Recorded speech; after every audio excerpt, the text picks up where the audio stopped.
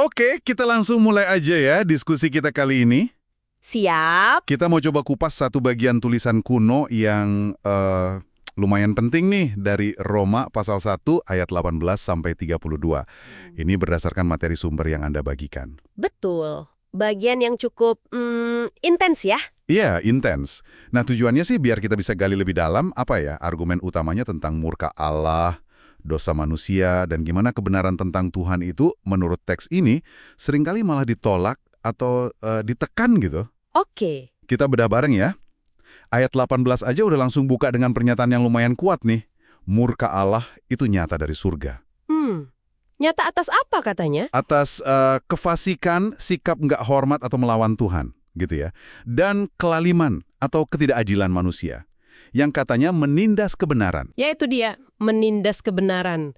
Dan kalau kita lihat ayat 19-20, analisis sumber Anda itu menekankan masalahnya bukan karena bukti tentang Tuhan itu kurang. Oh gitu. Iya, dibilang justru apa yang bisa diketahui tentang dia, kayak kekuatannya yang kekal, keilahiannya, itu malah tampak jelas. Jelas dari mana? Ya dari karya ciptaannya. Jadi argumennya bukan Tuhan itu ngumpet, tapi lebih ke gimana respons manusia terhadap apa yang udah jelas. Wah, menarik nih. Jadi bukan soal nggak tahu, tapi soal responsnya ya. Ayat 21 itu kayaknya jadi kunci dong. Banget. Di situ dibilang mereka itu mengenal Allah, tapi kok malah nggak memuliakan atau nggak bersyukur. Nah, menindas kebenaran itu maksudnya gimana sih? Dalam konteks ini menurut sumbernya? Gini, menurut sumber itu, menindas kebenaran itu digambarin sebagai tindakan aktif.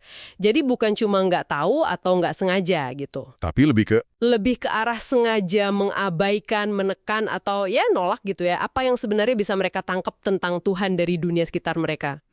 Dan ayat 21 itu jadi titik krusialnya menurut analisis itu.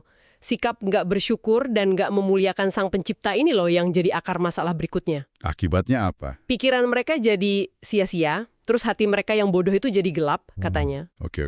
Jadi dari menolak pencipta arahnya jadi keciptaan ya? Iya. Ayat 22, 23, sama 25 itu kan jelasin gimana mereka mulai nyembah gambar manusia, burung, binatang. Iya, persis. Kedengarnya kayak penyembahan berhala yang klasik gitu ya. Terus apa konsekuensinya menurut alur argumen teks ini? Nah, konsekuensinya itu digambarkan pakai frasa yang diulang sampai 3 kali. Allah menyerahkan mereka. Di ayat 24, 26, sama 28. Allah menyerahkan mereka. Itu maksudnya Tuhan jadi nggak peduli gitu? Justru bukan. Sumber Anda menekankan ini bukan berarti Allah jadi absen atau cuek.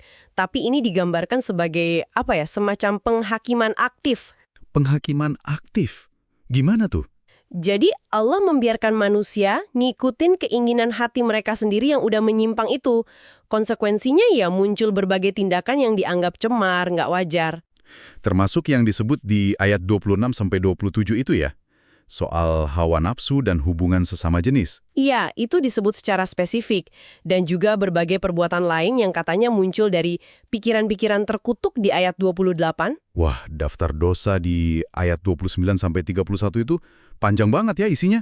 Ada kelaliman, kejahatan, serakah, dengki, bunuh, fitnah, sombong, nggak taat orang tua. Komplit ya rasanya. Iya, hampir semua aspek negatif kayaknya disebut.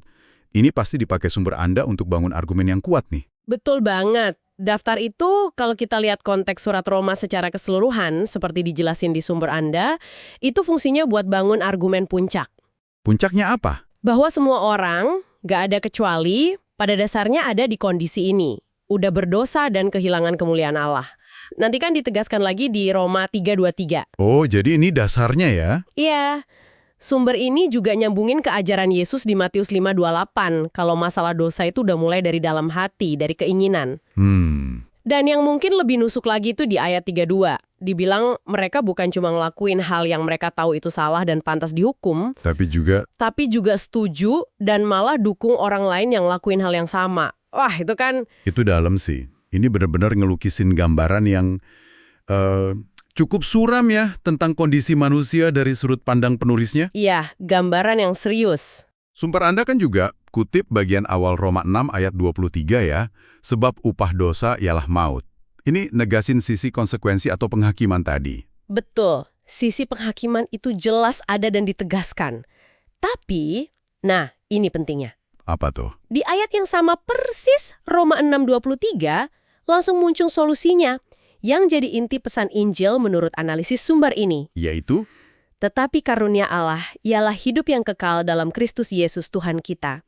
Nah, ini langsung bawa kita balik ke tema utama surat Roma yang di awal tadi, Roma 1:16-17. Oh, yang Injil sebagai kekuatan Allah yang menyelamatkan itu. Tepat. Injil, kabar baik tentang Yesus Kristus itu adalah kekuatan Allah yang nyelamatin setiap orang yang percaya. Jadi, kesimpulan teologis dari sumber Anda yaitu, di tengah gambaran suram tadi, Injil dilihat sebagai satu-satunya jawaban atau jalan keluar yang ditawarkan teks ini. Tapi ada yang disebut idolatri modern. Misalnya nih, waktu, uang, atau kekuasaan, atau hubungan, popularitas, bahkan mungkin ideologi tertentu jadi fokus utama hidup kita. Menggantikan posisi Tuhan gitu ya? Persis, jadi sumber nilai dan tujuan akhir kita. Mekanismenya mirip loh, kita naruh harapan, rasa aman, identitas kita pada sesuatu yang diciptakan, bukan pada sang pencipta. Jadi polanya yang berulang ya. Ada kebenaran yang sebenarnya tersedia, tapi ada kecenderuan buat nolak atau gantiin sama berhala lain. Betul, Dan itu bawa konsekuensi moral gitu. tepat sekali. Isu-isu moralitas yang disinggung di teks ini, soal integritas, jujur, serakah, hubungan, ketaatan, itu kan masih kita hadapi terus ya sekarang. Iya juga ya. Makanya, sumber Anda ngasih beberapa saran praktis gitu buat direnungkan. Coba deh evaluasi lagi, apa sih yang sebenarnya jadi Tuhan atau pusat penyembahan dalam hidup Anda sehari-hari? Evaluasi diri ya. Iya, terus pentingnya paham pesan Injil secara utuh. Jadi ngakuin dulu ada masalahnya, dosa dan konsekuensinya, baru bisa benar-benar nerima solusinya, anugerah keselamatan. Oke. Ada lagi? Satu lagi, tantangan buat kita nggak kompromi sama standar moral yang kita yakini benar, di tengah tekanan budaya sekitar kita yang mungkin beda. Menarik. Jadi kalau kita rangkum nih, pembahasan kita dari sumber Anda soal Roma 1:18-32 ini nyajin argumen yang cukup serius ya. Iya, serius banget. Tentang gimana kalau kita nolak pengenalan akan Tuhan lewat ciptaan, itu bisa berakhir ke penyembahan berhala, entah bentuk kuno atau modern, dan ujung-ujungnya kerusakan moral.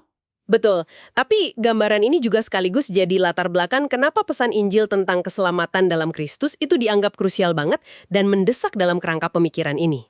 Oke, jelas. Nah, sebagai pemikiran penutup nih, buat Anda bawa pulang, sumber ini ngasih satu pertanyaan reflektif yang cukup dalam sih. Apa tuh? Pertanyaannya gini, sudahkah Anda punya kepastian pribadi bahwa Anda akan diselamatkan dari konsekuensi akhir dosa, yaitu maut, saat hidup Anda berakhir nanti? Wah. Sebuah pertanyaan fundamental yang kayaknya emang layak direnungkan lebih jauh ya.